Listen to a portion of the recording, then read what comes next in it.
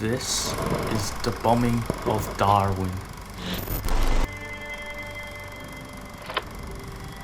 And the bombing of Darwin was single-handedly the largest ever attack mounted by a foreign force on Australia.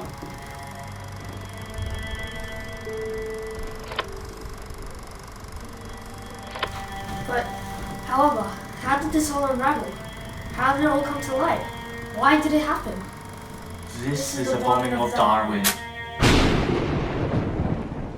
During World War II, the bombing of Darwin were made out of two raids mounted by Japan on the 19th of February 1942. During 1930, Darwin was the capital of Northern Australia, providing convenient positioning for future overseas battles, where then the Australian Army constructed military bases in Darwin.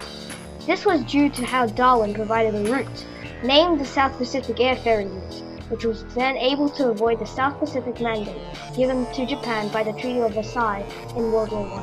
Japan wanted to pull their power over the Eastern Hemisphere by invading China and the Korean Peninsula. Japan began to create their influence on Asia and the Pacific Sea.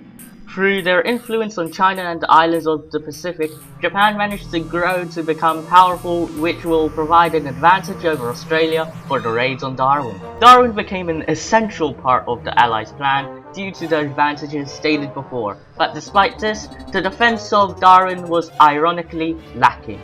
As the battle went on, Japan decided to organize two colossal air raids on Darwin. The time of the bombing of Darwin has come. You've got mail. On the 19th of February, 8:45 a.m., Commander Mitsuo Fushida of Japan sent out 188 aircraft to bomb Darwin, consisting of 81 light bombers, 71 dive bombers, and 36 fighters.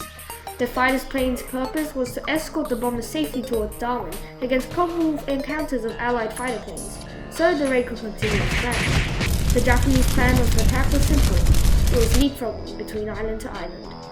The fierce pilots of the Japanese army focused on a direct line towards Australia through the islands of Papua New Guinea, which would provide concealment in their incoming raid. On 9:58 a.m., the Japanese aircrafts have arrived at Darwin.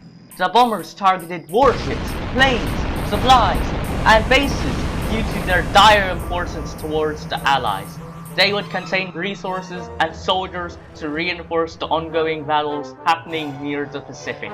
The whole fleet of bombers left Darwin for Japan at 10:10 a.m., with only two losses of the 188 aircraft sent to bomb Darwin. The attack was going well for Japan.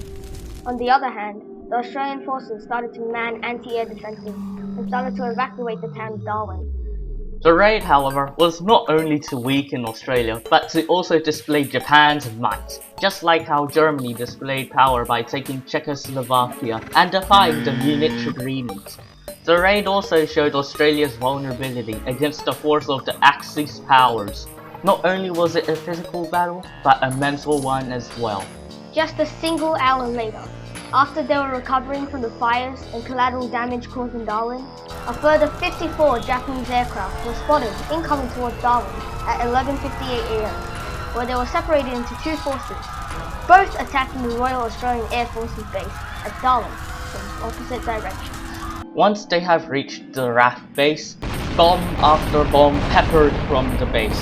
Australia tried to counterattack with anti-aircraft flags. However, at the most inconvenient time, they realized that their flags have a defective fuse inside them, hindering their progress upon taking down the bombers. Japan left once more at 12:20 p.m., where similar outcomes from the first raid occurred in the second.